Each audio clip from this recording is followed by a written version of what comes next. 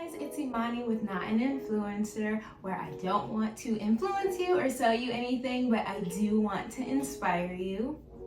Today, as you can probably tell, I have quite a bit of things to do, so I wanted to bring you along with me while I get all of my errands done and also talk to you about the 5 productivity tips that I do on days when I have way too much to do and too little time to do it. My number 1 productivity tip is to set the stage for what you are about to do. One of the ways that I like to set the stage for any type of work I'm about to perform is actually through playing video game music. I know that sounds a little bit weird, but video game music is actually specifically designed to help you focus on the tasks at hand. You could listen to a podcast or anything similar to that, maybe just regular music, but those are more of a distraction than helping you focus in on the important details of what it is you're accomplishing. So video game music I would prefer anytime over a podcast because I rather focus on what I'm doing rather than being distracted and absent-mindedly doing things. Personally, I like video game music, but there are also many different ways to achieve this method of focus, including classical music to help you focus, and there's also even meditative vibes and specific frequencies that are designed to help you focus. Setting the stage for a focused environment is always going to be one of the first things that you want to do to get started on the things that you need to accomplish. The number 2 way that I like to focus in on what I'm doing is something that I like to call the work-play method. Generally, what I'll do is I'll select some arbitrary amount of time, let's say 15 minutes, and then I'll work for 15 minutes and then watch 15 minutes of TV or do whatever I like to do for 15 minutes. 15 minutes of work, 15 minutes of me time. The point is you reward yourself by giving yourself the same amount of time that you worked for. That way you can still enjoy the things that you enjoy while also getting things done. Focus is a skill that you need to build. The more that you learn to focus, the more you'll be able to focus for longer periods of time. As you get more adept at this method, you might add more time to work and less time to play. For example, an hour of work and 15 minutes of playtime. Ultimately, you just want to do what works for you. I also want to add kind of a bonus tip in here of an app that I like to use to help me keep focused on the things that I'm doing and stay off of my phone. The app that I like to use is called Forest, and it helps you to focus on the tasks that you need to do, and it essentially makes your phone unusable for the amount of time that you are doing your task. For example, I can set my phone to build a forest for the next 30 minutes. During that 30 minutes, every time that I open my phone absent-mindedly, I'll see my forest and remember that I'm supposed to be focusing during this amount of time. That's really one of the best ways to keep the 15-15 method or the work-play method effective. The third trick that I use all the time is a psychology hack that I do on myself. I call it the just go trick. So the whole point of this is that you tell yourself, I'm just going to go, and if I don't feel like it when I get there, then I won't do it. For example, I'm gonna get dressed and I'm gonna go to the gym. If I don't feel like working out when I get to the gym, then I can always go home. So I will go into, for example, a room I need to clean, and I'll just stand there for about 15 seconds and scan the room. Eventually, my brain starts picking up on little bitty things that need to be done, and before I know it, I'm cleaning. And it seems to work every single time. By the time I get to the gym, I'm like, oh, well, maybe I'll just do like a light treadmill exercise, or maybe I'll just do one thing or another thing. And over time, I've done complete workouts because I'm just like, oh, I can just do one more thing. I can definitely just knock out this one thing. But the hardest part about that is that you convince yourself that it's going to be so hard. So once you get there and that part is out of the way, once you're prepared and in the location, a lot of times it's super duper easy to start. So if you convince yourself that you're just gonna go, and once you're there, that you don't actually have to do it, I think a lot of times you just will do it naturally. Now, I do want to say as a side note here, don't bully yourself if you end up not doing the thing. If you think of like a high school bully that bullies you all your life, are you going to want to do anything for this person? No. So you can't treat yourself that way. You can't bully yourself, because the meaner that you are to yourself, the less likely you're going to actually want to do things that you need to do. If you treat yourself with care and respect, your body will repay you for that care and respect in doing the things that need to be done. Because if you know, like subconsciously, that if you mess up, you will be punished, you're going to be more likely to not even want to get started. As an example, when I used to go to the gym, if I would like break one of my sets, I would just have to start over. And as a result, I was like punishing myself to the point where I didn't even want to go to the gym, because I knew that if I like didn't make it to 10, I would have to start over from 8 where I collapsed. So definitely be kind to yourself with this one.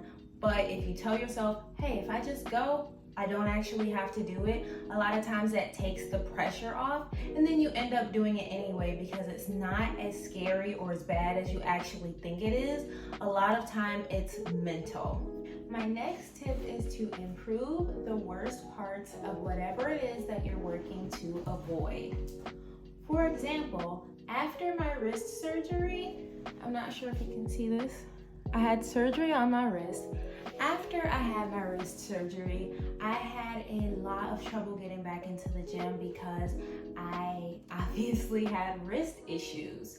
So the worst part for me was any kind of push-up, any kind of bar work, any kind of thing that required wrist strength and wrist stability was really hard for me. However, in order to rehabilitate my wrist, I needed to be able to do those things so that I could get a full range of motion back into my wrist. So in order to help support me through that process, I actually bought some wrist supporting gloves. These wrist supporting gloves helped me to be able to do the things that I needed to do without all of the added pain and stress that would normally be caused from not having this extra wrist support. So this maybe $10 purchase really affected my gym life and my wrist strength, because I was able to do those workouts without any pain or with virtually no pain. This also helped quite a bit because I got, as you can tell, pretty limp noodle arms, and my fingers hurt and my palms hurt whenever I'm using a bar or using dumbbells or anything of that nature. So being able to have these gloves definitely helped me to be able to use those without any of the pain or the hand sweatiness that you normally get from those type of dumbbell or weight bar exercises. So this is what I mean when I say to improve the worst parts. No amount of product is going to make a workout less strenuous. However, you can do things to help you in your areas of struggle. I'll give another example. After every workout, when I first started working out, I would get extremely sore after every single workout. I searched for remedies and tried so many different things to stop the soreness. And eventually I came upon the Holy Grail, which are my BCAAs. These are the BCAAs that I use. I got them from the vitamin shop. They were pretty cheap. I usually drink them before and after a workout. You put 1 scoop in 8 ounces of water and it turns it into strawberry lemonade. It is so good, and I really enjoy this, and it helped with my post-workout soreness. That was a really big problem for me and really inhibited me from wanting to go to the gym. I also want to give a disclaimer here. I know that seemed like sponsored content. It is not. This is not an influencer, so I'm not trying to influence you. I just want to share what worked for me, and that really helped and changed the quality of my workouts. I wasn't afraid to go, hard in the gym because I know I was going to regret it the next day, because that really helps to lessen the soreness, if not dissipate it entirely. I know that I've talked a lot about working out in this section of the video, but this doesn't only apply to the gym. When I was only hand washing dishes, I was very particular about only getting Dawn Platinum because, in my opinion, it worked the best and the easiest, and it was the fastest way to get the job done. When I hated paperwork at the office, I invested into a very specific high quality filing system. So there are many ways that you can make your life easier by eliminating the hardest and most stressful parts. The last thing that I want to talk about is something that is very near and dear to my heart. I only do this once a year, but since I've started doing this, my life has been way less stressful. The day is called Administrative Day, and even though it is a crazy day, it has become one of my all-time favorite days of the year. Essentially, what we do on Administrative Day is all the things that we don't want to do all in one day. So I sort of combine this with the work-play method like we talked about earlier. I will do something like go and do my taxes at 8 a.m. and then directly after doing my taxes, I have, some time in the mud bath at the spa. Then after I leave the spa, maybe at noon, I'm going to the dentist office. And then after I leave the dentist office at 1 p.m., I'm headed out to go get a fantastic lunch from one of my favorite spots. And after lunch, I'm heading over to my ophthalmologist to, get my annual eye exam. After I get my annual eye exam, I'm probably gonna get a snack because I'm probably hungry again at this point. But I basically take one full day to do all of those things that I need to do throughout the year. I cram them into that one day, and I sandwich it between a ton of things that are fun or relaxing for me. Usually I'll finish off the day with like maybe Dave and Buster's or laser tag or something like that, so that Administrative Day is something that I look forward to every year instead of just something that you look on with dread. And because you only do Administrative Day once per year, or in some cases twice per year depending on the situation, you definitely have ample time to plan for it. So if funds are maybe not right, you have time to save up for Administrative Day.